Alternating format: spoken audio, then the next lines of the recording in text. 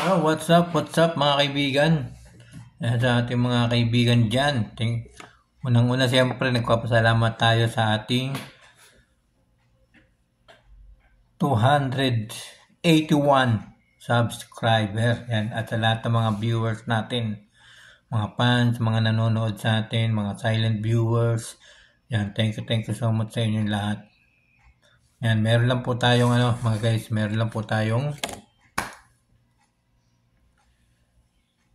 ito ay isang real talk lang to mga kaibigan na siyempre yung napapanood ko, yung nakikita ko lang yung ating mga sasabihin dito kasi medyo alanganin yung alanganin yung ginawang bagong video na prank ni Boy Tapang, di ba? Yung kabaong prank.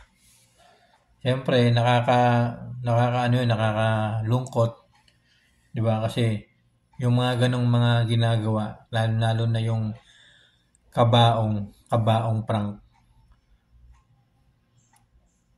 o kaya napaginipan, mga kaibigan. Minsan po ay nagkakatotoo 'yan. Minsan hindi po 'yan. Minsan hindi nagkakatotoo, minsan nagkakatotoo. Kaya pangit yung mga ganong prank. Naano lang ako kasi naano lang ako kay Boy Tapang kasi bakit niya ginawa yon? Bakit niya ginawa yon kay Cherry White, di ba?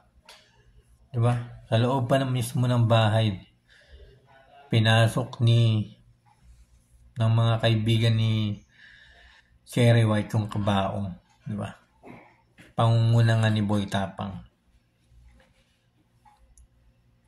Hindi natin alam kung ito nga ba ay isang scripted or isang tunay na prank, di ba?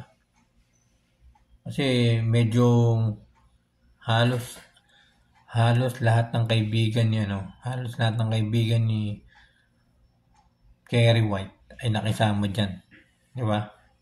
Kaya marami nagtataka. Marami nag-iisip baka scripted, di ba? Pero napakapangit ang ginawang prank ni Boy Tapang. Ang dami naman pwedeng maging dyan. Ang dami naman pwedeng gawing prank. Yan, para maagante. Ang sabi kasi ni Boy Tapang, kasi di ba pinarank ni Cherry White sa Boy Tapang tungkol doon nga sa ahas, di ba? Yung takot daw si Boy Tapang sa ahas. Yun ang kinakatakutan niya. Di ba? Kasi pangit yung mga guys. Maraming mag-iisip ng mga basher nila, mga tagapanood nila, di ba? Kung bakit ito ginagawa. Diba? Ang dami naman talagang pwedeng gawing ang dami naman pwedeng gawing prank para makabawi kay Cherry White. Pero ito pa rin yung pinili niya. Hindi natin alam kung totoo nga bang scripted kasi napanood ko si Makagago, si Boss MG na scripted lang daw yun. Yan, scripted lang daw yun na talagang pinalano. Kasi parang gusto rin ni Cherry White, di ba? Tapos yung washing machine na di ba? Pinagbuhat ni Boy Tapang si Cherry White ng washing machine. Mahirap din 'yon. At ngayon, yung pangalawang prank niya kay Cherry White, yung kabaong prank, di ba? Kasi pwedeng may mangyaring hindi maganda. Huwag naman natin isipin na may mangyari. Di ba? Ang dami naman pwedeng gawing prank para maagante Cherry White. Pero yung isip talaga ni Boy Tapang ay nag-iiba na, di ba? Nag-iiba na yung isip niya. Kung dati yung ginagawa niya yung pagkain ng mga exotic na mga hayop, di ba? Mga insekto. Tapos tumutulong siya. Ngayon nawawala na yung kanyang magandang adikain sa kanyang YouTube channel. Puro na lang ngayong kalokohan.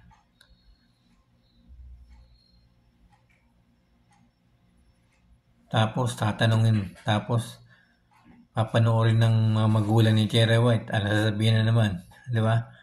Nung una kasi pinakita ni Cherry White ni Boy Tapang yung pinagbuhat ni Boy Tapang si Cherry White ng washing machine. Pinakita nila sa mama nila.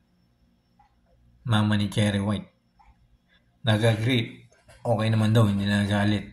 Pero ito yung ito yung pinakaabangan ko kung anong sasabihin naman ng nanay ni Cherry White dito. Kung agree din ba sa kanila o magagalit sila sa ginawa ni Boy Tapang. Tapos ngayon napanood ko, mga guys. Napanood ko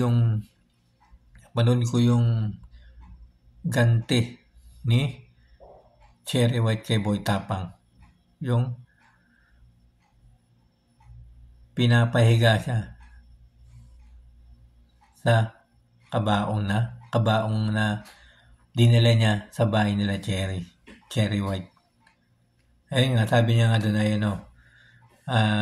yung sariling prank ni Boy Tapang, takot din palang gawin ni Boy Tapang yun, di ba? Yung humiga sa loob ng kabaong. Takot din pala siya. Sarili niyang prank yun pero natatakot siya. Kaya dapat nag-iisip ng magandang prank, di ba? Nag-iisip ng may matutunan yung mga nanonood sa kanya. Hindi lang yung pamparami ng views. Kasi nawiwili sila, naano sila kasi yung views.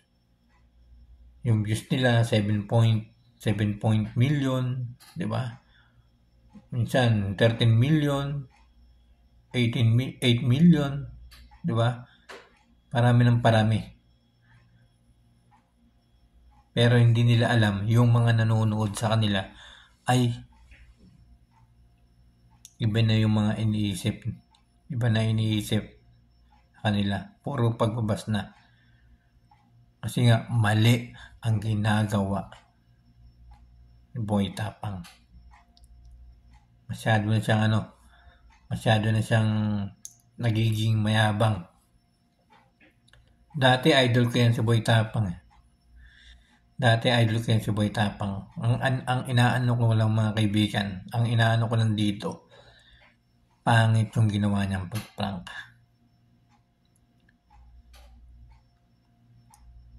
Yung ginawa niyang pag-prank, ng kabaong prank, napakapangit. Hindi maganda sa paningin ng maraming nanonood.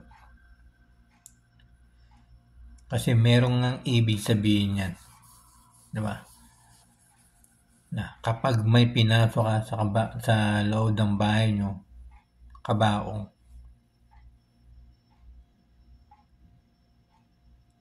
merong mangyayari. Minsan nagkatotoo yan, minsan hindi naman. Diba? Kaya dapat nag-iisip po kayo ng ipaprank na gagawing video na maganda at merong matututunan yung mga nanonood. Baduy. Ang tawag dyan sa prank na yan, baduy na prank. Baduy yung kanilang ginawang prank. Hindi maganda. Hindi maganda yung prank nila. Ang OA. Na-OA na ako. Yan lang, maraming salamat po sa inyo lahat. And thank you so much. Ayan, thank you so much. Huwag niyo po sana kalimutan. Ayan. Subscribe niyo po yung aking channel, Kuya Mike CB. Ayan, thank you so much po sa inyong lahat.